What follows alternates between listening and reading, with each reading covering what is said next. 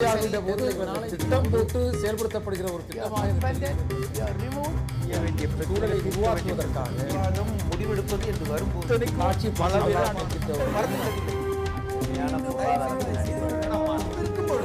எதிர்த்து பேசிட்டு வணக்கம். நேர்பட பேசு நிகழ்ச்சிக்கு வரவேற்கிறோம்.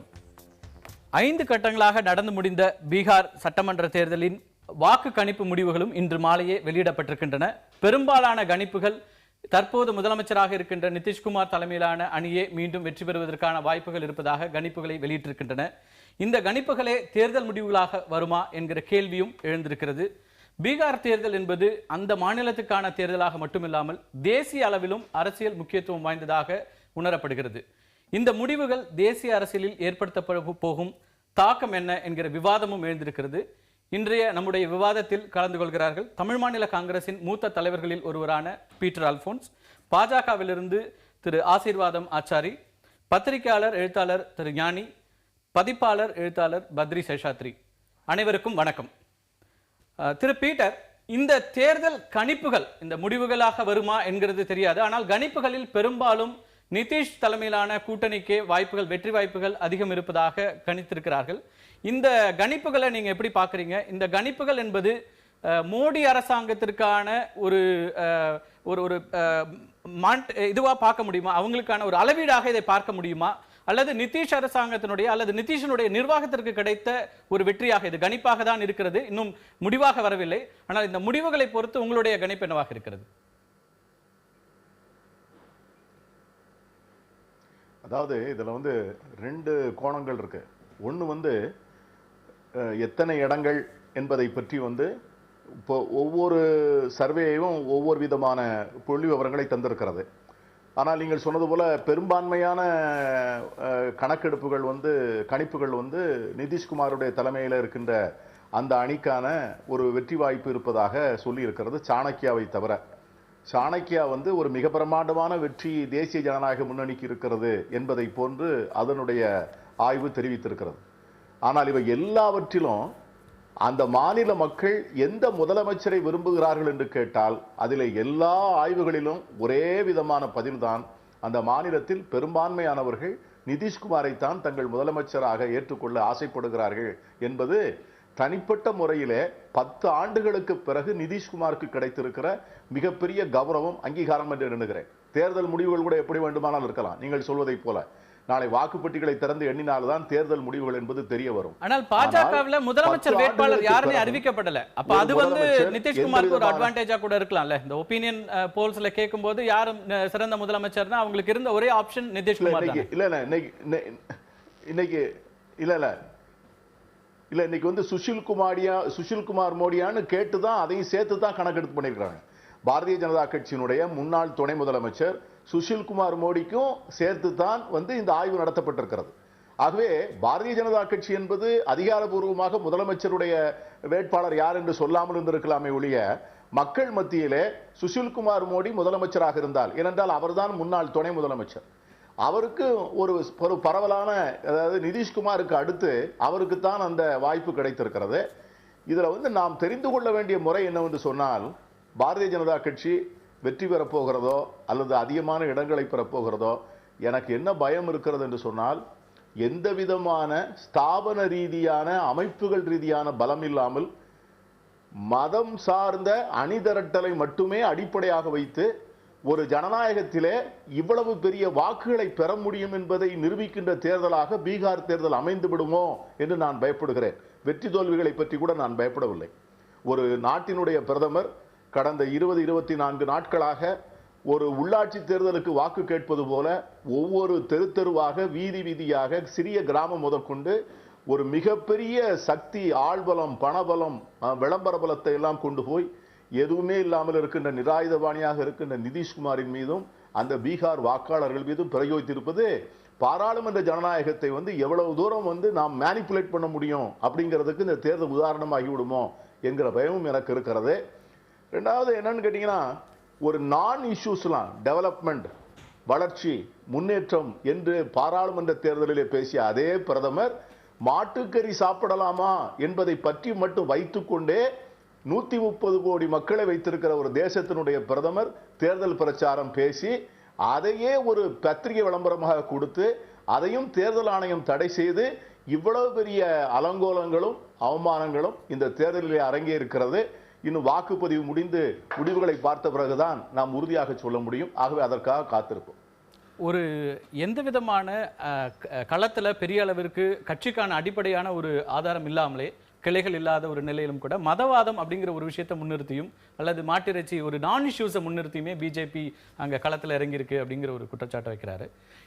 இதன் மூலமாக நடத்துகின்ற இந்த அரசியல் அப்படிங்கிறது வந்து வேறு விளைவுகளை உண்டாக்கிடும், இது வந்து தவறான ஒரு பாதையை நோக்கி போயிடும் அப்படிங்கிற அந்த ஒரு அவருடைய ஒரு மன ஓட்டத்தை வெளிப்படுத்தியிருக்கிறார். அண்ணன் பீட்டர் அல்ஃபோன்ஸ் அவருடைய கருத்து மிகவும் தவறானது. நாங்கள் எடுத்து சென்ற இஷ்யூ என்னவென்றால் வளர்ச்சி. கடந்த 1.5 வருடங்களாக நாங்கள் பல்வேறு திட்டங்களை மக்களுக்கு கொண்டு சென்றிருக்கின்றோம். அந்த வளர்ச்சியின் அடிப்படையில் தான் நாங்கள் ஓட்டு கேட்டோம். இந்த மாட்டிறைச்சி என்பது இடையில் வந்த இஷ்யூ. ஒரு இஷ்யூவை வந்து யாராவது எடுத்துக்கொண்டு வந்தால் அதற்கு பதில் சொல்ல வேண்டியது அவருடைய கடமை. அந்த கடமையை அவர் செய்தார். ஆனால் நாங்கள் கொண்டு வந்தது ஆரம்பித்தது வளர்ச்சி வளர்ச்சி வளர்ச்சி மட்டும்தான். ஆனால் தொடர்ந்து நீங்க வளர்ச்சி பத்தி பேசுனீங்கன்னு சொன்னாலும் அங்க வந்து நீங்க பாகிஸ்தான்ல வெடி வெடிப்பாங்க அப்படின்னு அமித்ஷாவே சொன்னாரு. அதற்கான என்ன தேவை அங்க வந்ததுன்ற கேள்வியும் வந்தது. அதே போல நீங்க வந்து மாட்டிறைச்சி உண்பவர்களுக்கும் உண்ணாதவர்களுக்கும் இடையிலான தேர்தல் அப்படிங்கிற ஒரு முழக்கத்தையும் உங்க கட்சியினர் தான் அங்க முன் வச்சாங்க. அப்படி இருக்கும்போது அது எப்படி மோடி அதுல ஈடுபடல அப்படின்னு சொல்ல முடியும்? நீங்க வளர்ச்சிங்கிறத கடந்து இந்த மாதிரி சென்சிட்டிவான இஷ்யூஸ் தான் நாங்க கொண்டு போனீங்க. நாங்கள் சென்சிட்டிவ் நாங்க பண்ணல, எங்களுடைய அப்போனன்ட்ஸ் பண்ணாங்க. அதை முதல்ல புரிஞ்சுக்கணும்.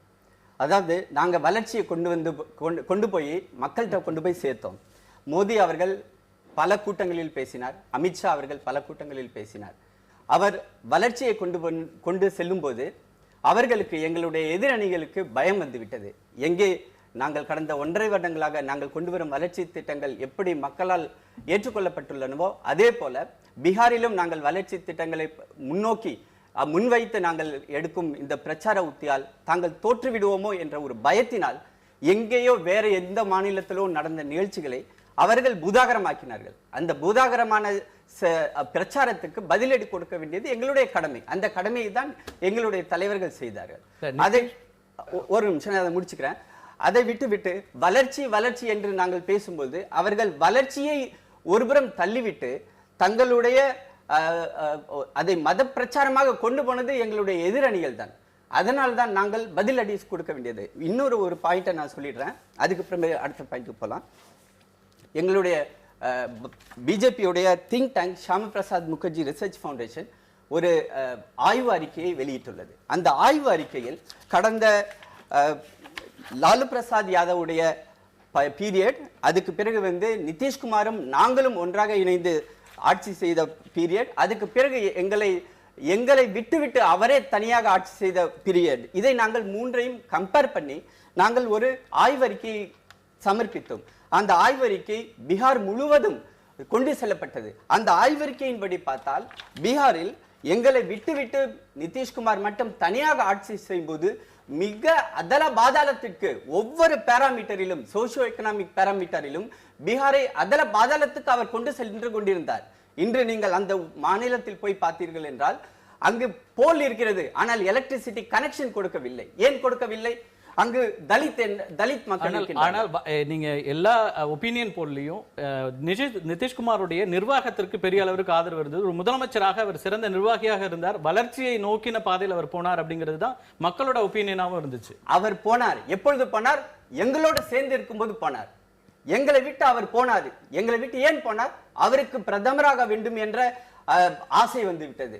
அவர் தன்னைத்தானே முன்னிறுத்தி நாட்டுக்கு பிரதமராக கொண்டு போக வேண்டும் என்ற ஒரு ஆசையினால் அவர் காத்து கொண்டிருந்தார். நாங்கள் ஒத்துக்கொள்ளவில்லை. எங்களை விட்டு அவர் போனார். ஆனால் அது போனதனால் என்ன பிரயோஜனம்? அவருக்கு மீண்டும் மீண்டும் அவரால் உருவாக்கப்பட்ட மாஜியை அவர் கைப்பொம்மை போல செயல்படுத்த வேண்டும் என்று ஆசைப்பட்டார். நிதிஷ்குமார் நீங்க சொல்ற அதே அளவிற்கு பிரதமரும் வேற எந்த மாநிலத்திலும் இல்லாத அளவுக்கு அங்கதான் பிரச்சாரங்கள் பண்ணார். 31 பிரச்சாரங்களை பீகாருக்கு மட்டுமே தன்னுடைய நாட்களை ஒதுக்கி இருக்கிறார். அதெல்லாம் அமித்ஷா மற்றவர்கள்லாம் போயிருக்காங்க. நான் திரு பீட்டர் அவர்கள்ட்ட கேட்கிறேன், அவர் வந்து வளர்ச்சியை மையமாக வைத்துதான் எங்களுடைய பிரச்சாரம் இருந்தது, ஆனால் நிதிஷ்குமார் மற்றவர்கள் தான் எங்களை வந்து மதவாதத்தை பேச வச்சாங்க அப்படிங்கிற ஒரு கருத்தை சொல்றாரு. இதை நீங்க ஏற்கிறீங்களா? அதாவது நீங்கள் வந்து இந்த தேர்தல் பிரச்சாரத்தை வந்து முதலில் இருந்து கடைசி வரை பின்பற்றி வந்த எல்லோருக்கும் தெரியும்.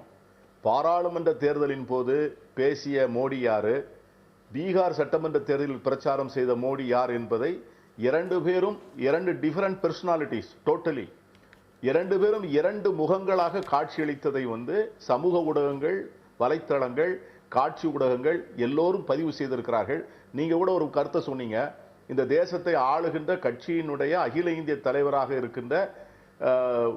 இருக்கின்றவர் அந்த ஊரினுடைய அந்த மாநிலத்திலே போய் நிதிஷ்குமார் தோற்றால் அங்கே வந்து பாகிஸ்தானிலே வந்து மகிழ்ச்சியோடு கொண்டாடுவார்கள் என்று சொன்னால் எதற்படி சொல்லுகிறார்கள் என்று சொன்னால், அதாவது என்டிஏக்கு எதிராக வாக்களிக்கின்றவர்கள் எல்லாம் தேசப்பற்று இல்லாதவர்கள் என்பதை போன்ற ஒரு தோற்றம் வருவதை போல பேசுவார். ரெண்டாவது நீங்க இன்னொன்னு பார்க்கணும் அப்படின்னு கேட்டீங்கன்னா, இன்னைக்கு வந்து பாஜகவினுடைய தேர்தல் உத்தி எப்படின்னு கேட்டீங்கன்னா, ஒரு மாநிலத்தில் வந்து ஒரு தேர்தல் நடக்கிறது என்று சொன்னால் அந்த மாநிலத்திலே அவர்கள் எந்த விதமான அணிதிரட்டலை அவர்கள் உண்டாக்க வேண்டும் என்று நினைக்கிறார்களோ அதை வந்து தேர்தல் ஆணையத்தினுடைய கண்ணுக்கு படாமல் குற்றம் செய்துவிட்டு தப்பிக்கின்ற நோக்கத்தோடு பக்கத்தில் இருக்கின்ற மாநிலத்திலே அதை அரங்கேறி காண்பிப்பார்கள்.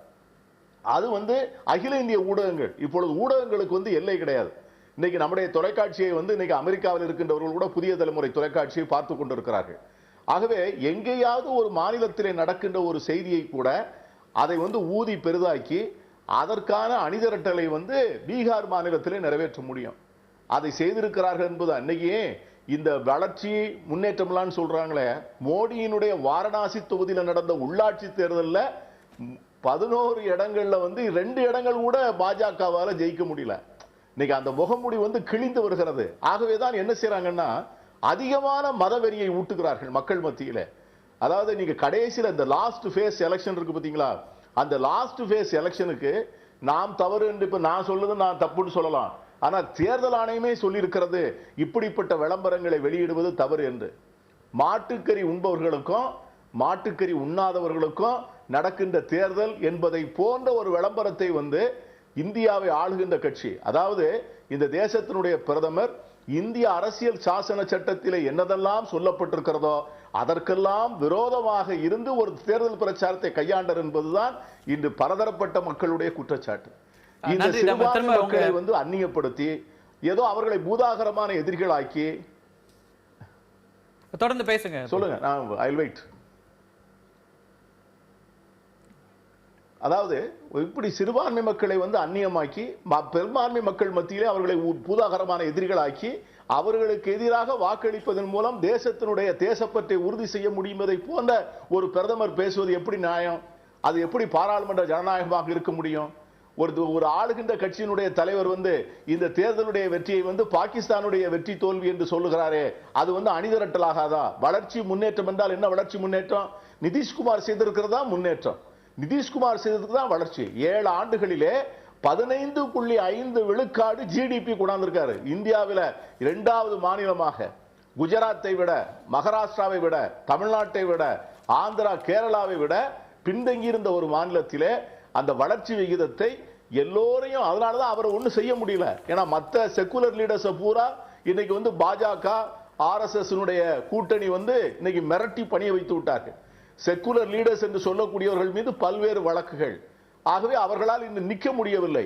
ஆனால் நிதிஷ்குமார் வந்து எல்லா வகையிலும் வந்து பாஜகவினுடைய தலைமைக்கு சவால் விடக்கூடிய அளவுக்கு ஊழல் இல்லாதவராக, குடும்பத்தினுடைய அரசியல் நிர்பந்தங்கள் இல்லாதவராக, காட்சிக்கு எளியவராக, வளர்ச்சி முன்னேற்றத்தை கொண்டு வந்த மிகச்சிறந்த நிர்வாகியாக இருக்கின்ற காரணத்தினால் நிதிஷ்குமார் வந்து இப்பொழுது he is still able to face the election against this onslaught. நன்றி பீட்டர், நான் தொடர்ந்து உங்கள்கிட்ட பேசலாம். திரு பத்ரி, நான் நிச்சயம் உங்களுக்கான வாய்ப்பு இருக்கு. முதல் கட்ட கருத்துக்களை கேட்டுறோம். கிராமப்புற வாக்காளர்கள் அதிகம் நிறைந்த ஒரு மாநிலமாக பீகார் இருக்கிறது. இந்த ஆட்சி அமைந்த பிறகு, மத்தியில் பாஜக ஆட்சி அமைந்த பிறகு நடக்கின்ற இந்த மாதிரி கிராமப்புற வாக்காளர்கள் அதிகம் நிறைந்த ஒரு மாநிலம். இந்த மாநிலத்தினுடைய முடிவுகள் அப்படிங்கிறது வந்து என்னவாக இருக்கும்? இப்போ வந்துட்டு இருக்கிற கருத்து கணிப்பில் நீங்க எப்படி பாக்குறீங்க?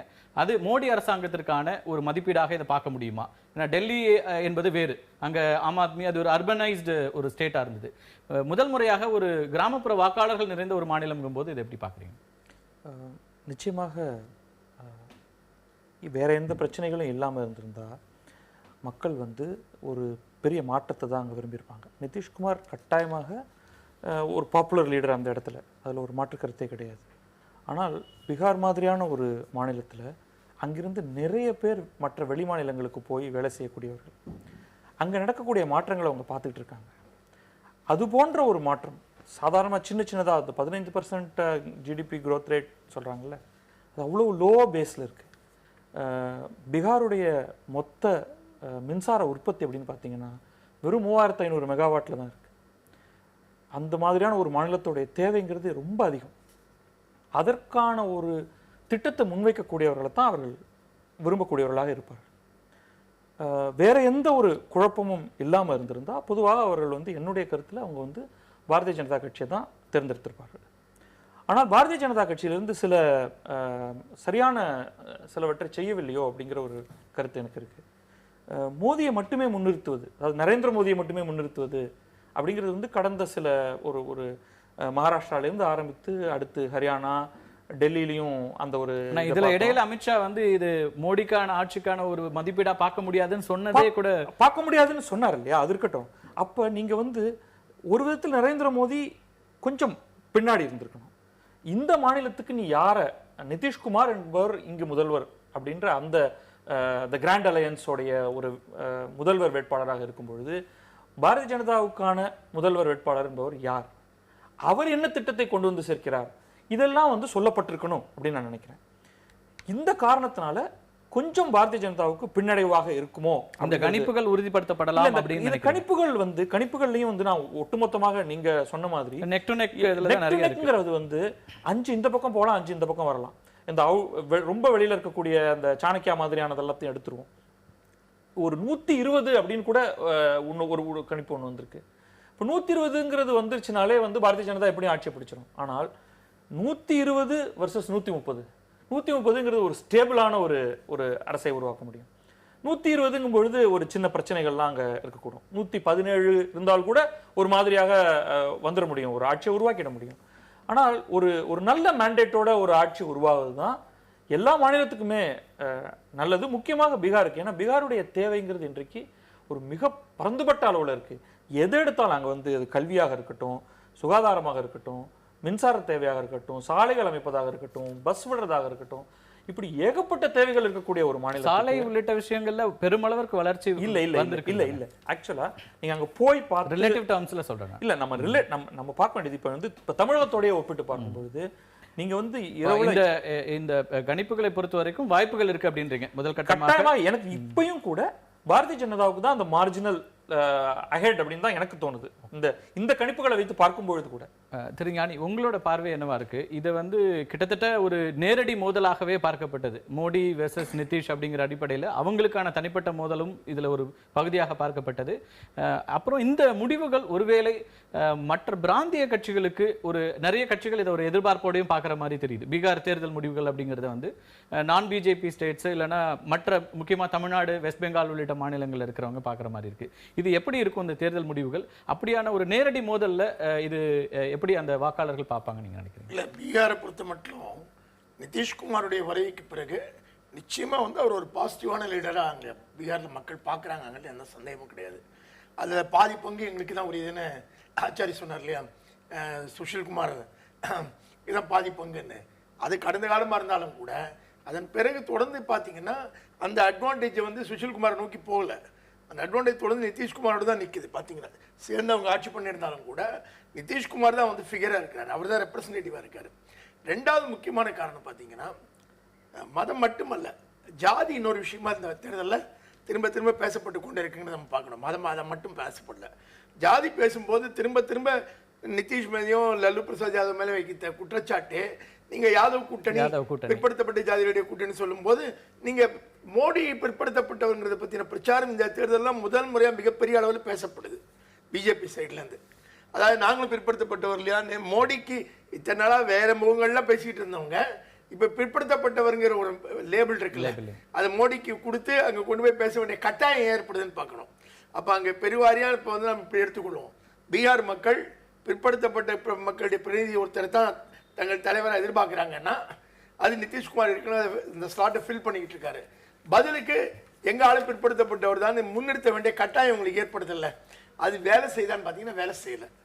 அதான் நம்ம அடிப்படையில் பார்க்க. யூபி மாடல் மாதிரி பீகார்ல ட்ரை பண்ணாங்களா பிஜேபி? யூபியில மாயாவதி உயர் வகுப்பும் தலித் மக்களையும் சேர்த்து ஒரு கூட்டணி ட்ரை பண்ணாங்க. அதே மாதிரி இப்போ மாஞ்சியை வச்சுட்டு அதுக்கான ஒரு முயற்சி நடந்தது. அந்த எஃபர்ட் ஏற்கனவே நீங்க பாத்தீங்கன்னா மாஜியை கொண்டு வந்த போது நிதிஷ்குமார் மாஜி இந்த பக்கம் வந்த உடனேயே அது மாதிரியான ஒரு எஃபர்ட் பண்ணாலும் கூட அது ஒர்க் அவுட் ஆகல.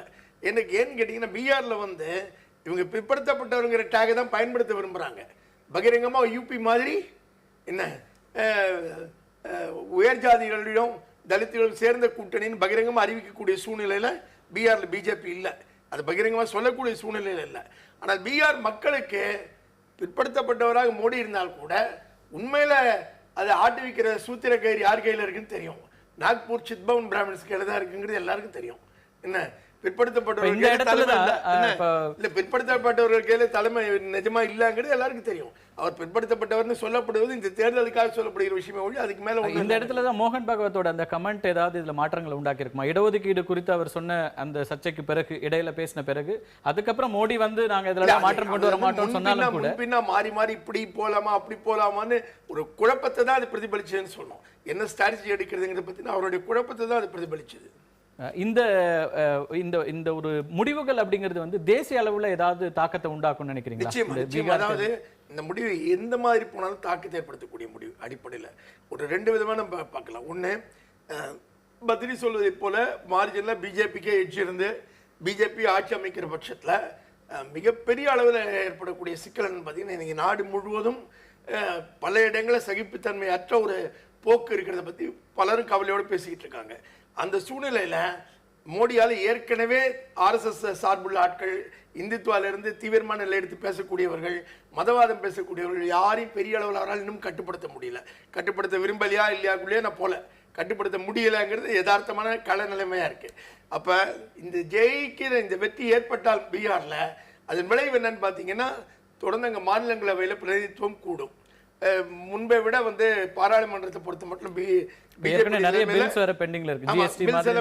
இன்னும் கொஞ்சம் ரிலாக்ஸான ஒரு அட்மாஸ்பியர், ஒரு பலம் ஏற்படும். அதுல ஒன்றும் சந்தேகம் இல்லை. இது அந்த கட்சிக்குள்ள இருக்கக்கூடிய இந்துத்துவ மதவாத சக்திகளை இன்னும் பலப்படுத்துங்கிற ஒரு ஆபத்து இருக்கு. அதுல எந்த சந்தேகமும் இல்லை. தொடர்ந்து பீட்டர் அவர்களும் ஞானி அவர்களும் சொல்றது அதுதான். நீங்க வந்து என்னதான் வளர்ச்சின்னு பேசினு நீங்க சொன்னாலும் அங்க இருந்தது முழுக்க மதவாதம் அல்லது அதை சார்ந்த ஒரு பிரச்சாரமாக தான் பிஜேபி மேற்கொண்டது. இந்த வெற்றி அப்படி ஒருவேளை பிஜேபி இதுல வந்து அதிக எண்ணிக்கையிலான இடங்களை பெற்றாலோ அல்லது ஒரு கணிசமான எண்ணிக்கை பெற்றாலோ அது இன்னும் மதவாதத்துக்கான ஆதரவானவர்களை வலுப்படுத்தும் அப்படிங்கிற ஒரு அச்சத்தையும் அவங்க வெளிப்படுத்துறாங்க. நான் முதல்ல பத்ரி அவர்கள் சொன்னதுக்கு பேசிக்கிறேன், அதுக்கு பதில் சொல்லிக்கிறேன். அவர் என்ன சொன்னார்னா பிஜேபி ஹேஸ் எட்ஜ் அப்படின்னு சொன்னாரு. We don't, not only we have edge, we have absolute, we are going to have absolute. அது ஞாயிற்றுக்கிழமை தெரியும் என்ன அது உங்களுடைய அது ஏனென்றால் நான் பீகாருக்கு சென்றேன், அங்கு சுற்றுப்பயணம் மேற்கொண்டேன், அங்கு என்ன நடக்கின்றது என்பதை என் கண்ணால் நேரடியாக பார்த்தேன். அதனால் அந்த முழு நம்பிக்கையோடு சொல்கிறேன், நாங்கள் 143 சீட்டுகளுக்கு மேலே நாங்கள் இல்ல. இதுல இன்னொரு குறிப்பா ஒரு விஷயம் பார்க்கணும். ஒவ்வொரு தேர்தலையும் பெண்களுடைய வாக்கு சதவீதம் அப்படிங்கிறது கூடிக்கிட்டே இருக்கு. அதுவும் இந்த முறை 5% பெண்கள் அதிகப்படியா வாக்களிச்சிருக்காங்க. இன்னமும் பீகாரை பொறுத்த வரைக்கும் பெண்களுடைய அதிகமான ஆதரவுங்கிறது நிதிஷ்க்கு இருக்கிறது அப்படிங்கிறது ஒப்பீனியன்ல வருது. அதனால நீங்க என்ன அடிப்படையில் அதை சொல்றீங்கன்றது இருக்கு. சட்டமன்ற தேர்தல்களில் இந்த கூட்டு தலைமை அப்படிங்கிறது வந்து பெருசா எடுபட்டு இருக்கான்னு தெரியல. இப்ப மகாராஷ்டிரா, ஜார்க்கண்ட் போன்ற மாநிலங்கள்ல எடுபட்டதுக்கு அங்க முக்கியமா காங்கிரஸுக்கு எதிரான ஒரு அலை இருந்தது. அதுல நீங்க வெற்றி பெற்றீங்க பாஜக அப்படின்னா. அப்படி ஒரு அலை இங்க இருக்கிறதா பீகார்ல? இன்னும் நீங்க பீகார்ல வந்து 2014 பாராளுமன்ற தேர்தலில் மோடிக்கான தேர்தலாக இருந்த போதே உங்களால பெரிய வெற்றியை அங்க ஈட்ட முடியாத போது இப்ப அது எப்படி இருக்க முடியும்? இது தவறான கருத்து. 2014 லோக்சபா எலெக்ஷன்ல எங்களுக்கு மொத்தம் 40 சீட்டு லோக்சபால பீகார்ல இருந்து நாங்க 22 சீட்டு நாங்க மட்டுமே. அதுக்கப்புறம் எங்களுடைய லோக் ஜனசக்தி பார்ட்டி, அதாவது ராம்விலாஸ் பாஸ்வானுடைய பார்ட்டி, அவர் 6 சீட்டு. அதுக்கப்புறமேட்டு எங்களுடைய காம்பினேஷன் இப்ப முழுக்க மாறி இருக்கு. இல்ல அந்த காம்பினேஷன் எங்க மாறிச்சு? லோக்சபாக்கு பிறகு காம்பினேஷன் மாறி அது இருக்கு. ஆனா எதிரணியில தான் மாறி இருக்கு. அதான் எதிரணி பலமா இருந்திருக்குன்னு சொல்ல வரேன். ஆனா காங்கிரஸ் இவங்க லாலு, நிதிஷ் அப்படின்னு ஒரு 3 கூட்டணிகளும் வரும்போது அந்த அதுக்கான பலம் அப்படிங்கிறது வேற இதுல இருக்கு. இதுல 10% எல்லாம் ஸ்ப்ளிட் ஆயிருந்தாங்க. இல்ல இங்க என்னன்னா தலைவர்கள் மட்டும்தான் ஒண்ணு சேர்ந்திருக்காங்க. அங்க கீழே வந்து தொண்டர்களுக்கு இடையில இன்னும் அவங்க வந்து ஒன்னா சேரல. ஏன்னா 15 வருஷமா அவங்க ஒருத்தவங்களுக்கு ஒருத்தவங்க எதிராக பாலிடிக்ஸ் பண்ணிட்டு இருந்தாங்க. இன்னைக்கு தலைவர்கள் ஒன்று சேர்ந்துட்டாங்கன்னா அதனால உடனே தொண்டர்கள் சேர்ந்துருவாங்கன்னு அர்த்தம் இல்லை. அதனால அவங்களுடைய பிரச்சாரத்திலேயே நாங்க தெளிவா பார்த்தோம், ஒருத்தவங்களோட ஓட்டு இன்னொருத்தவங்களுக்கு டிரான்ஸ்ஃபர் ஆகாது. ஆர்ஜேடியோட ஓட்டு ஜேடியூக்கு டிரான்ஸ்ஃபர் ஆக போறதுக்கு வாய்ப்பே கிடையாது. அதே மாதிரி ஜேடியோட ஓட்டு ஆர்ஜேடிக்கு வர்றதுக்கு வாய்ப்பே இல்லை. ஆனா எங்களுடைய இதுல நாங்க ஆல்ரெடி டெஸ்டட் கூட்டணி 2014 நாங்க அதை ப்ரூவ் பண்ணிருக்கோம். ரெண்டாவது எங்களுடைய கூட்டணியில உள்ள மாஜி அவர் முழுக்க முழுக்க அவருடைய ஓட் பேங்கை எங்களுக்கு டிரான்ஸ்ஃபர் பண்றாரு. அது எப்படி மாறும்ன்றீங்க? அந்த டிரான்ஸ்ஃபர் எப்படி இருக்கும்? ஒரு அவர் நிதிஷ்குமாரால பாதிக்கப்பட்டவர். அவர் ஒரு தலித் லீடர். அதுலயும் தலைவர்கள் மத்தியில தானே கூட்டணி. உடனடியாக எப்படி நீங்க தலித் மக்களுக்கும் உயர் வகுப்பும் உடனடியாக எப்படி சேர்ந்துருவாங்க நீங்க சொல்றீங்க? அங்க சேர்றது எப்படின்னா அவர் மாஜிக்குரிய ஓட் பேங்க் இன்டாக்டா இருக்குது. அதுல எந்த ஒரு சேஞ்சுமே கிடையாது. ராம்விலாஸ் பாஸ்வானோட ஓட் பேங்க் இங்கேயும் அங்கேயும் போகல. அது எப்படி டிரான்ஸ்ஃபர் ஆகுதுன்றது நாங்க எங்களுடைய கல ஆராய்ச்சியில நாங்க பண்ணோம். அது முழுக்க முழுக்க எங்களுக்கு வருது. அதே மாதிரி நம்பிக்கைகளா இருக்கு. சண்டே இந்த டிரான்ஸ்ஃபர் எவ்வளவு தூரம் நடந்திருக்கிறது நீங்க கேக்குறது முக்கியமான ஒரு இது இருக்கு. நீங்க பார்க்க தான் போறீங்க சண்டே அன்னைக்கு எங்களுடைய ஓட் டிரான்ஸ்ஃபர் எப்படி ஆச்சுன்றத. நீங்க அதுக்கு மேல நீங்க ஒரு விவாதமே நீங்க பண்ணலாம். ஆனா கீழே ஓட் பூத் லெவல்ல ஜேடியும் ஆர்ஜேடியும் கடைசி வரை தனித்தனியா தான் நின்னாங்க. அதே மாதிரி காங்கிரஸ் தேர்ட் பிளேயரா தான் அவங்க பிளே பண்ணாங்க. அவங்க காங்கிரஸ் உடைய லீடர்ஸ் கலந்துக்க கூடிய மீட்டிங்ல ஜேடியு லீடர்ஸோ ஆர்ஜேடி லீடர்ஸோ வரல. பொதுவா சட்டமன்ற தேர்தலுங்கும் போது உங்களுக்கு மாநில கட்சிகளுக்கு அதிகப்படியான ஒரு வாய்ப்புகள் இருக்கிறத பல நேரங்களில் பார்க்குறோம். தேர்தல் முடிவுகளில் பார்த்தீங்கன்னா நீங்கள் ஒரு தேசிய தலைவர், இன்னொன்று பீகார் நான் பீகாரிஸ் அப்படிங்கிற ஒரு கோஷமும் அங்கே முன்வைக்கப்பட்டது. அதெல்லாம் உங்களுக்கு பாதிப்பு ஏற்படுத்தாது? ஒரு 10% எப்பவுமே அந்த லோக்கல்ல இருக்கிற பிராந்திய கட்சிகளுக்கான வாய்ப்புகள் கூடுதலாக இருக்குல்ல? ஆக்சுவலி பீகாரிஸ் நான் பீகாரிஸ் இஷ்யூவே அங்கே கிடையாது. மோடி நாட்டோட பிரதமர். அவர் தன்னுடைய கட்சிக்காக அங்க போய் ஓட்டு கேட்டாரு. அது அவருடைய கடமையை, அந்த கடமையை மிக நன்றாக அவர் செய்தார். அதே மாதிரி எங்களுடைய கட்சிக்காரங்க எல்லாருமே மிக நன்றாக செஞ்சாங்க. ஆனா அவங்களுக்கு எந்த சமயத்துல அந்த த்ரெஷ்ஹோல்டு வேல்யூ அவங்களுக்கு கீழே வருது, தேர்ட் ஃபேஸ் வரும்போது அவங்களுக்கு ஒரு ஜிட்டரி வந்துருச்சு. அப்ப தேர்ட் ஃபேஸ்ல 50 சீட்டு, அந்த 50 சீட்ல அவங்க 25 சீட்டை கிராஸ் பண்ண மாட்டோம்ன்ற ஒரு நிலைமை வரும்போது then they started playing the trick. So அப்ப என்ன ஆகுது, இது மாதிரியான பிஹாரி பாஹாரி அப்படின்னு உருவாக்குறாங்க. அதே மாதிரி பாத்தீங்கன்னா 4வது ஃபேஸ்ல 55 சீட்டு, அங்கேயும் அவங்களுக்கு மிக பலத்த அடி. அவங்க உண்மையா சொல்ல போனா அவங்க ஓரளவு அவங்களுக்கு எட்ஜி கிடைக்கும்னு இருந்தா இன்னைக்கு நடந்த 5வது ஃபேஸ் அதிலும் அவர்களுக்கு மிக பெரிய தோல்வி இருக்க போது. ஏன்னா கணிப்புகள் நம்ம பேச இல்ல, இது கணிப்பு மட்டும் இல்ல. இதை நீங்க 8ஆம் தேதி பார்க்க போறீங்க. யாதவ்ன்ற ஓட்டும் அவங்களுக்கு அடிபட போகுது, முஸ்லிம் ஓட்டு அது இது ரெண்டு தான் அவங்க நம்பி இருந்தாங்க. யாதவ் ஓட்டும் முஸ்லிம் ஓட்டும் தான், இந்த ரெண்டுமே அவங்களுக்கு போக போகுது. ஏன்னா பப்பு யாதவ் அங்க இருக்கிறாரு, அதே மாதிரி ஒவைசி அங்க இருக்காரு. பொதுவா ஒப்பீனியன் போலுக்கும் எக்ஸிட் போல்லையும் நிறைய வித்தியாசம் பார்க்கிறோம். மேக்ஸிமம் எக்ஸிட் போல்ல கிட்டத்தட்ட அந்த ட்ரெண்டை பார்க்க முடியுது, எந்த பக்கம் போகணும் எண்ணிக்கை அடிப்படையில் நம்ம பார்க்க முடியுமான்னு தெரியல. அதை நம்ம தொடர்ந்து பேசலாம். திரு பீட்டர், அவர் சொல்றாரு இங்க இந்த ஓட் ஷேர் ஆகாது, நீங்க லாலுடைய வாக்குகளும் அல்லது நிதிஷ்குமாருடைய வாக்குகளும் ஒருவருக்கு ஒருவர் போறதுக்கான வாய்ப்புகள் இல்லை அப்படின்னு ஒரு கருத்தை முன்வைக்கிறாரு. 2 பேரும் எதிரியாக இருந்து அரசியல் செய்தவர்கள். அப்படி இருக்கும்போது இந்த வாக்குகள் எப்படி ஒன்னா சேர முடியும்? அதாவது நீங்க இந்த கூட்டணியினுடைய ஆரம்பத்தை நீங்க பாத்தீங்கன்னா 2 பேரும் எவ்வளவு தூரம் விட்டு கொடுத்துருக்காங்க அப்படின்னு சொன்னா, நிதிஷ்குமாருக்கு சிட்டிங் சீட்டு 117 சீட்டு இருந்திருக்கு. அவர் ஆனா இந்த பாரதிய ஜனதா கட்சியினுடைய ஆன்ஸ்லாட், அவங்களுடைய மதவெறியூட்டுகின்ற மக்களை அணிதிரட்டுகின்ற இந்த மதவாத அரசியலுக்கு எதிராக ஒரு வலுவான அரசியல் தளத்தை அமைக்க என்பதற்காக 117 இடங்களை சட்டமன்றத்திலே வைத்திருந்த நிதிஷ்குமார் 17 இடங்களை தியாகம் செய்து 100 இடங்களை பெற்றுக்கொண்டு அவர் லல்லுவோடு அவர் கூட்டணி வைத்துக் கொள்கிறார். லல்லுவினுடைய மனைவி 2 முறை முதலமைச்சராக தேர்ந்தெடுக்கப்பட்டவர். தான் தேர்ந்தெடுக்கப்பட்டால் நிதிஷனுடைய முதலமைச்சருடைய வேட்பாளர் என்கிற தகுதிக்கு சற்று ஒரு மாற்று குறைந்து விடுமோ என்று பயந்து அவரை தேர்தலிலே போட்டி போட விடாமல் இருக்க செய்திருக்கிறார். ஆகவே இவர் ஆசாரியார் சொல்லுகிறது போல, நம்ம ஆசீர்வாதம் ஆசாரி சொல்லுகிறது போல, அப்படியெல்லாம் 2 பேருக்குள்ள கருத்து வேறுபாடு. காங்கிரஸ் கட்சியினுடைய தலைவி, அகில இந்திய தலைவி சோனியா காந்தி கூட அவர்கள் அவர்களும் கட்சியினுடைய இளைஞர் ராகுல் காந்தியும் எத்தனை பிரச்சார கூட்டங்களிலே கலந்து, ஏன்னா அவங்க அவங்களுடைய வேட்பாளர்களை விட அவர்கள் கலந்து கொண்ட கூட்டங்கள் அதிகம். ஆகவே காங்கிரஸ் கட்சி வெற்றியை விட வெற்றி தான் முதன்மையான கூட்டம். நான் சொன்னேன், அவர் சொன்னாரு தொடர்ந்து பேசுங்க பீட்டர். ஆமா, அவங்க வேட்பாளர்கள் அங்க கம்மி தானாங்க.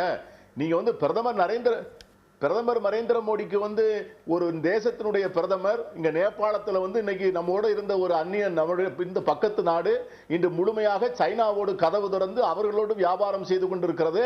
அதை பற்றியெல்லாம் கவலைப்படாத ஒரு பிரதமர் வந்து ஒரு மாநிலத்திலே போய் 31 நாட்கள் உட்கார்ந்து கொண்டிருக்கிறார், இல்லை வெளிநாடுகளிலே இருக்கிறார், மக்கள் இதுதான் பார்த்து கொண்டுதான் இருக்கிறார். நான் இன்னொன்னு என்ன சொல்றேன், நீங்க தேர்தலுடைய உச்சகட்டத்துல அந்த வி.கே. சிங்கிற அமைச்சர் வந்து அந்த தலித் மக்களை பேசிய வார்த்தைகள் வந்து பீகாரில் உள்ள தலித் மக்களை எல்லாம் கொதிப்படைய செய்து வைத்திருக்கிறது.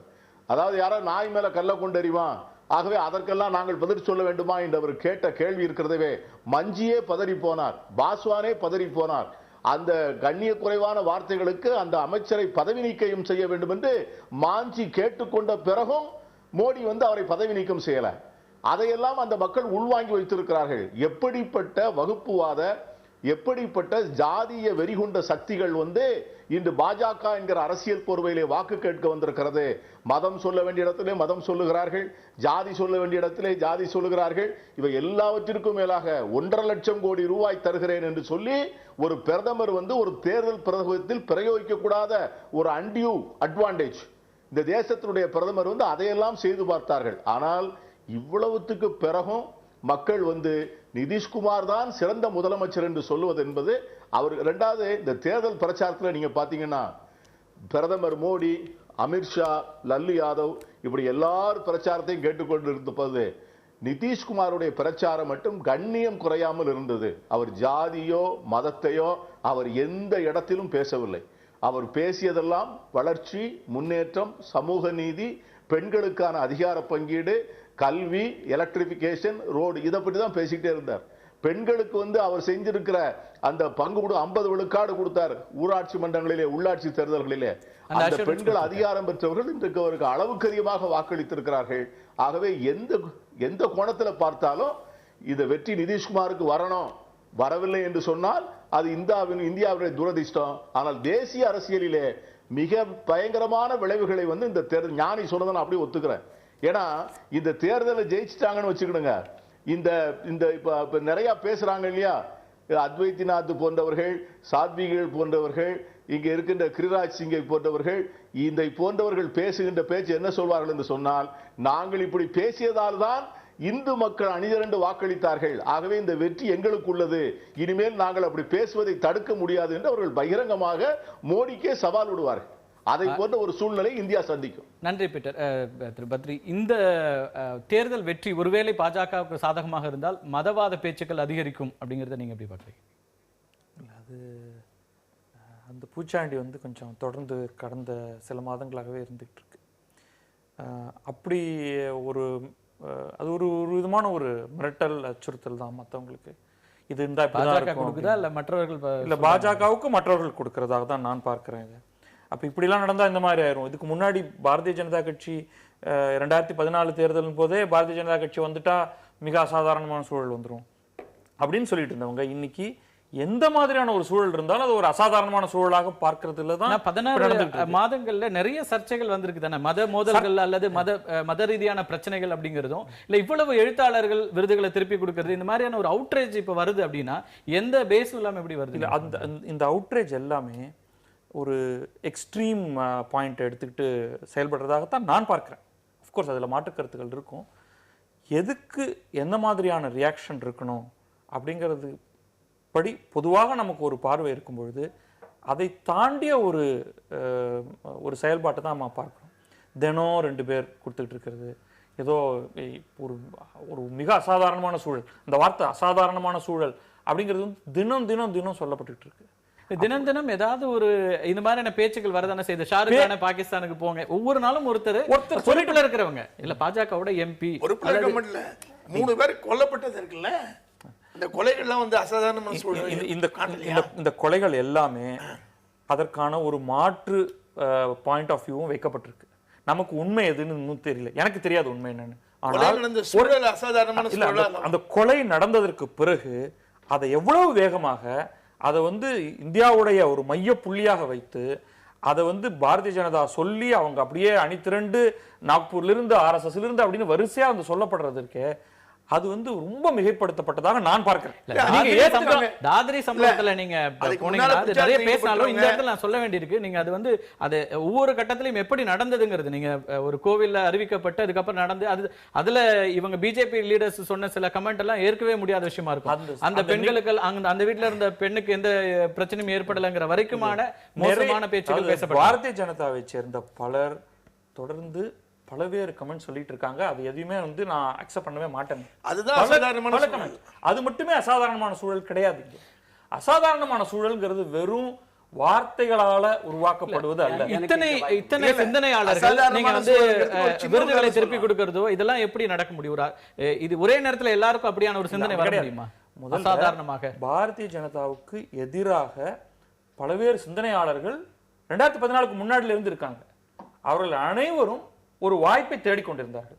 தாத்ரி மாதிரியானது அந்த வாய்ப்பை அவர்களுக்கு கொடுத்தாங்க. நீங்க அப்படிதான் நான் பார்க்கிறேன். வாய்ப்பு கொடுப்பதல்ல, அடிப்படையான ஒரு விஷயம் பார்ப்போம். 2014க்கு பிறகு கடந்த சில மாதங்கள்ல தான் நீங்க பாத்தீங்கன்னா நம்முடைய அரங்கத்துல இதே இடத்துல இங்க பக்கத்துல உட்கார்ந்துக்கிட்டு இதே இடத்துல உட்கார்ந்துட்டு சிவசேனை சேர்ந்தவர் என்ன பார்த்து நீங்கள் பேசினா உங்க மேலேயே நான் மை ஊற்றுவேன் இதே இடத்துல உட்கார்ந்து பேசினாரு. இது வந்து ஒரு தொலைக்காட்சி அரங்கத்துல வந்து உட்கார்ந்து இவ்வாறு பேசக்கூடிய ஒரு தெம்பு தைரியம் என்பது அசாதாரணமான சூழல் இல்லையான்னு கேட்கிறேன். எனக்கு இதுல நம்முடைய சமூகத்துல அதை பற்றி இன்னைய தினம் வரைக்கும் இப்ப பிஜேபி சைட்ல இருந்தோ வேறு பத்ரி மாதிரி ஆட்களிடம் இருந்தோ அந்த சிவசேனையில இருந்து ஒருத்தர் இப்படி பேசும்போது ஒரு கண்டனம் கூட இன்னைய வரைக்கும் கிடையாது. ஏதாவது உண்டா கண்டனம்? பிஜேபில இருந்து உண்டான்னு கேளுங்க. யாராவது சொல்லிருக்காங்க? நான் கண்டிக்கிறேன். உடனடியா இப்பொழுதே இல்ல இந்த இடத்துல கண்டிக்கிறது இல்ல, அவர் ஸ்பான்டேனியஸா உடனடியாக அந்த ஒரு கண்டிப்பு வரலங்கறத சொல்ல வரேன். ஆனால் இத மாதிரி ஒரு தொலைக்காட்சி அரங்கத்துல பொதுமக்கள் முன்னால் ஒளிபரப்பக்கூடிய ஒரு நிகழ்ச்சியிலேயே இவ்வாறு பேசக்கூடிய மன துணிவை தைரியத்தை யார் கொடுத்ததுன்னு கேட்கிறோம். அதுதான் அசாதாரணமான சூழல். இல்ல பேசக்கூடிய இல்ல ஒவ்வொரு முறையும் நீங்க வந்து இதெல்லாம் கண்டிக்கப்படுகின்றன பத்திரிகைகள்ல செய்திகள் வருது. பிரதமர் கண்டிச்சார் அல்லது உள்துறை அமைச்சர் கண்டிச்சார்னு வெளிப்படையாக எந்த இடத்துல இருந்து வரல. எங்க கண்டிச்சாரு? கண்டித்ததாக செய்திகள் தான் வருது. ஆனா வந்த பிறகு உள்துறை அமைச்சரை பார்த்துட்டு வர்றவங்களே எங்க கிட்ட அதை பத்தி பேசல, நாங்க வேற அப்பாயின்மெண்ட் போறோம்ன்றாங்க. அப்போ இது எல்லாம் ஒரு பக்கம் பேசட்டும் அப்படின்னு விடுவதாக தானே தெரியுது. நீங்க அதை எப்படி அசாதாரண ரெண்டாவது எடுத்துங்க, விடுவதாகவும் நீங்க எடுத்துக்கொள்ளலாம். இன்னொன்று, பாரதிய ஜனதா மாதிரியான கட்சியில எக்ஸ்ட்ரீம் ஒப்பீனியன்ஸை வைத்திருப்பவர்கள் கட்டாயமாக இருக்கிறார்கள். அவர்கள் எல்லாம் வெளியில போ என்று சொல்வதற்கு அந்த மாதிரியான ஒரு கட்சி அமைப்புல சாத்தியமே கிடையாது. ஆனா பேசாமல் இருங்கன்னு ஒரு பேசாமல் இருங்கிறத ஒருவர் வந்து கேட்கணுங்கிற அவசியம் அவ்வளவு கட்டுப்பாடு இல்லாத ஒரு கட்சி அப்படியே வச்சுக்கொள்ளுங்க. இப்ப பாயிண்ட் அது கிடையாது. இல்ல அது இதை தாண்டி எனக்கு பேச வாய்ப்பு அளிக்க. ஏன்னா ரெண்டு பேரும் பேசினாங்க. அவரை அண்ணன் பீட்டர் அல்போன்ஸ் அவர்களும் சொன்னார்கள், மதவாதம் மதவாதம் என்று சொல்கிறார்கள். ஹிந்து முஸ்லிம் என்று டிவைட் பண்ணி பேசிக்கலி ஹிந்து முஸ்லிம் இந்த முஸ்லிம் அவங்க வந்து அதுதான் சொல்றாங்க. ஆனா நீங்க பாருங்க, நம்ம இந்தியால தைமூர் படையெடுப்புக்கு பிறகு நம்ம வந்து யார் இந்தியா யாருக்கு அடிமையா இருந்தீங்க? ஒரு பக்கம் வளர்ச்சியை பத்தி பேசுறீங்க, இன்னொரு பக்கம் எங்கேயோ போய் வரலாற்றுல தைமூர்ல பேசிருக்கீங்க. சமுதாயத்துல இது ஒரு பார்ட் அண்ட் பார்சல். நீங்க அதை புரிஞ்சுக்கணும். இன்னைக்கு உங்களை ரிலிஜன் இல்லாம உங்களை ஐடென்டிஃபை பண்ண முடியுமா? உங்களால ஏன் கூடாது? எங்க முடியும்? உங்களோட ஸ்கூல் சர்டிபிகேட்ல கூட கேட்கலாம். நீங்க வந்து உங்களோட பண்டிகைகளை வந்து ரிலிஜனை பேஸ் பண்ணி தான் பாக்குறீங்க. ஒரு நிமிஷம் நான் பேசுறேன். நீங்க இவ்வளவு நேரம் என்னுடைய மகனுக்கு பள்ளி சான்றிதழ் கல்லூரி சான்றிதழ் எந்த இடத்துலயும் ஜாதி கிடையாது, மதம் கிடையாது, ரெண்டு. அது ரொம்ப சந்தோஷம். நாளைக்கு அந்த பையன் யூபிஎஸ்சி எக்ஸாம் எழுதி ஏதாவது கிளாஸ் 1 ஆபீசரா வரும்போது ப்ராப்ளம் வரும்போது நீங்க ஃபேஸ் பண்ண உங்களை திட்ட போறான். என்னோட வாய்ப்பையும் கெடுத்துட்டாங்க. எனக்கு புரியாத விஷயம். நீங்க எல்லா இடங்கள்லயும் வளர்ச்சி பேசுறீங்க, மோடி வளர்ச்சி அரசியல். ஆனா இன்னொரு பக்கம் அதுக்கு நேர் எதிரான விஷயங்களை கொண்டு வரதுங்கிறது உங்களுடைய எந்த விதத்துல வரல சார். நீங்க நல்லா புரிஞ்சுக்கோங்க, நாங்க அது கொண்டு வரல. இன்னைக்கு மோடி சர்க்கார் பீகார் தேர்தல்ல முன்வைக்கப்பட்ட விஷயங்கள்ல பெருமளவிற்கு உங்களுடைய தலைவர்கள் பேசினது மொத்த பேர் என்ன பேசினாங்க? ஏன் கொண்டு வந்தாங்க?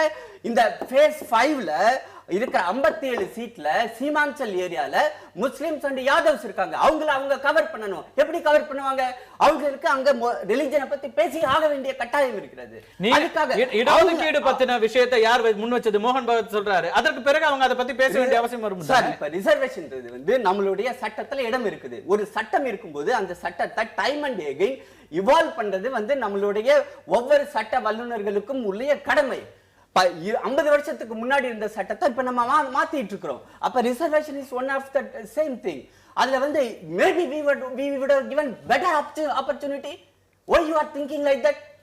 நீங்க அப்படி ஒரு ஆப்பர்ச்சுனிட்டி சொல்றாங்க. நான் கேக்குறேன், இடஒதுக்கீடு மட்டும் ஒரு கட்சியினுடைய தலைவர் யாரோ ஒரு எம்பி யாரோ பேசல, அமித்ஷா சொல்கிறார், அதோட அர்த்தம் என்ன? நீங்க என்ன அர்த்தம் சொல்ல வரீங்க? பாகிஸ்தான்ல வெடி வெடிக்கும்னா அதோட அர்த்தம் என்ன? இன்னைக்கு பாகிஸ்தானுக்கும் இந்தியாவுக்கும் கிரிக்கெட் மேட்ச் நடந்தா பாகிஸ்தான் ஜெயிச்சுச்சுனா டெல்லியில சாந்தினி சவுக்லயும் நிசாமுதீன்லயும் வந்து பாருங்க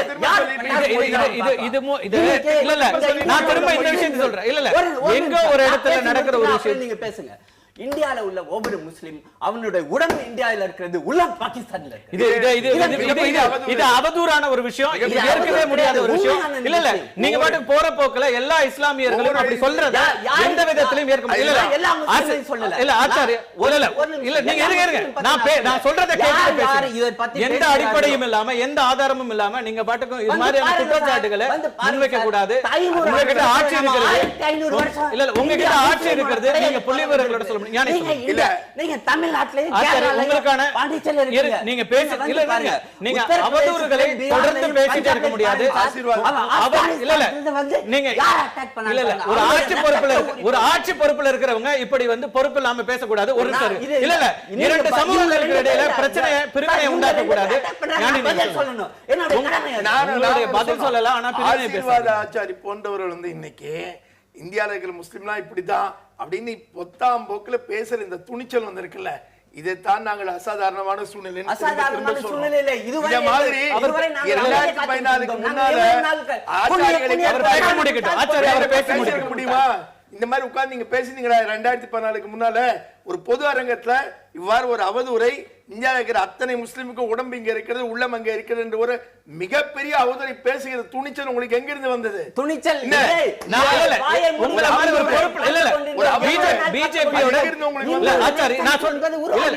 பிஜேபியோட திங்க் டேங்க்ல இருக்கீங்க. உங்களை மாதிரியானவர்கள் இப்படியான ஒரு விஷயத்தை கக்குறீங்கன்னா இது எப்படி கீழே போய் சேரும்? இல்ல ஒரு பொறுப்புல இருக்கிற ஒரு பொறுப்புல ஒருத்தர் எந்தவித அடிப்படை ஆதாரமும் இல்லாம உங்கள்கிட்ட ஆட்சி இருக்கிறது, உங்கள்கிட்ட எல்லா அதிகாரங்களும் இருக்குது, தவறுகள் இருக்குன்னா நீங்க சுட்டி காட்ட முடியும். இது இப்படி இருக்கு, எந்தவித ஆதாரமும் இல்லாம பேசக்கூடாது. இது முழுமையாக நிராகரிக்கிற உங்களுடைய இந்த இது வந்து நிச்சயமாக விஷம் கக்கிற ஒரு பேச்சு, முழுமையாக ஏற்க முடியாது. நம்ம தொடர்ந்து பேசலாம். பீகார்ல பிஜேபி இந்த மதவாதத்தை தான் முன்வைத்தது அப்படிங்கிற ஒரு கருத்தை தான் பீட்டர் அல்போன்ஸ் முன்வைக்கிறாரு. திரு பீட்டர், உங்களோட இறுதி கருத்தை சொல்லுங்க. நேரம் ரொம்ப குறைவாக இருக்கிறது. இந்த தேர்தல் முடிவுகள் என்னவாக இருக்கும்? தமிழ்நாட்டில் இந்த முடிவுகள் அடுத்து நம்ம தேர்தலை சந்திக்க இருக்கிறோம், இது ஏதாவது இங்க பிரதிபலிக்கிறதுக்கான வாய்ப்புகள் இருக்கா?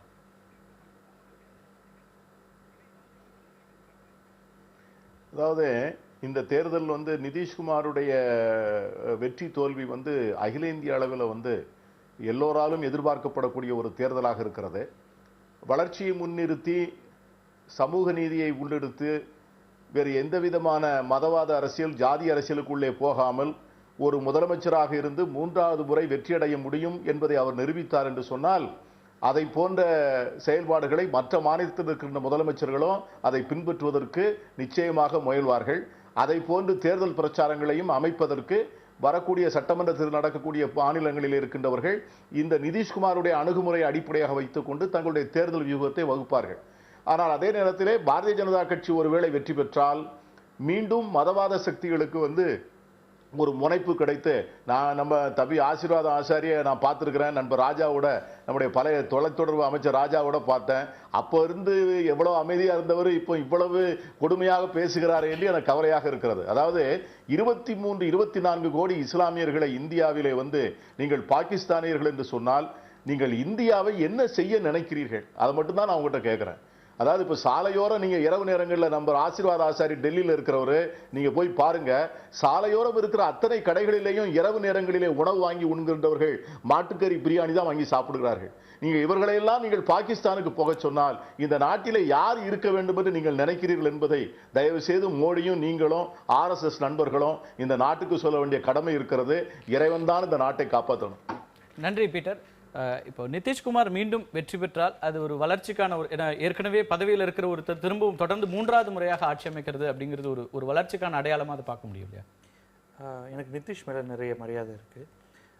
ஆனால் அவரால் வந்து ஜெயித்தால் லலுவோடைய கட்சியை கூட வைத்துக்கொண்டு அவர் விரும்பியதெல்லாம் செய்ய முடியுமா அப்படிங்கிறதுல எனக்கு சந்தேகம் இருக்குது. பாரதிய ஜனதாவோடு சேர்ந்து நிஜமாகவே ஒரு நல்ல ஒரு ஆட்சியை கொடுத்துட்டு இருந்தாங்க. பல காரணங்களால் அது பிரிஞ்சு போயிடுச்சு. ஆனால் லலுவோடைய கூட்டு இருக்கும் பொழுது அங்கே நிச்சயமாக குழப்பங்கள் வரும். ஒரு ஆண்டு 1.5 ஆண்டுக்கு மேலே அவங்களால தாக்கு பிடிக்க முடியுமா அப்படிங்கிறதுல சந்தேகம் இருக்குது. இந்த கேள்வி தான் உங்கள்கிட்ட எழுப்ப வேண்டியிருக்கு. இந்த கூட்டணிங்கிறது வெற்றி பெற்றாலும் கூட ஏன்னா ஒருத்தர் சார்ந்தே இருக்க வேண்டியிருக்கும். அப்படி இருந்தால் 5 ஆண்டுகள் இது நீடிக்க முடியுமா? இல்லை, அது நிச்சயமாக நீடிக்கும். ஏன்னா அது வந்து சர்வைவல் தான் கொஸ்டின். ஆனால் அதை தவிர வேறு மாற்றவர்கள் கிடையாது. ஆனால் அது நீடிக்கும் நான் நம்புகிறேன்.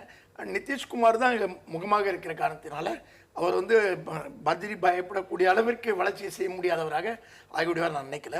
மாறா நிதிஷ்குமார் ஜெயித்தால் வேற ஒரு மிக முக்கியமான இந்திய தேசிய அளவில் ஒரு பயன் இருக்குன்னு நான் பார்க்குறேன். அது என்னன்னா, பிஜேபியில் மதவாதம் கட்டுப்படுத்தப்படவும், அங்கே ஒரு மத தீவிரவாத பேச்சுகள்லாம் மட்டுப்படவும், பிஜேபியை தன்னைத்தானே ஒரு சுயவிமர்சனம் செய்து கொண்டு ஒரு முழுமையான வலதுசாரி கட்சியாக மாறி மதவாதத்தை விட்டு விடுவதற்கும் அதற்கெல்லாம் ஒரு சிறந்த வாய்ப்பு அது கொடுக்கும் நிதிஷ்குமார் ஜெயித்தால்.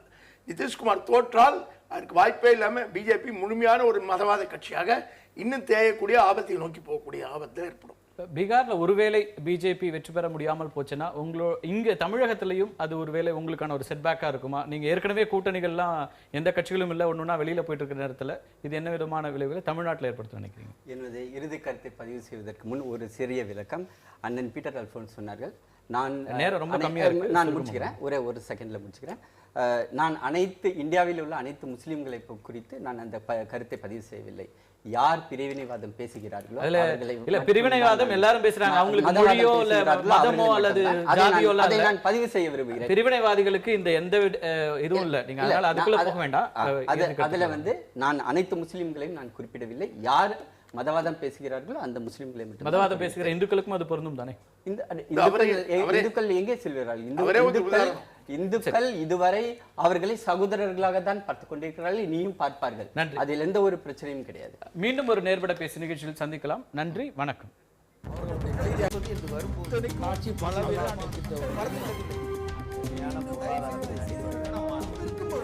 எதிர்த்து பேசிட்டு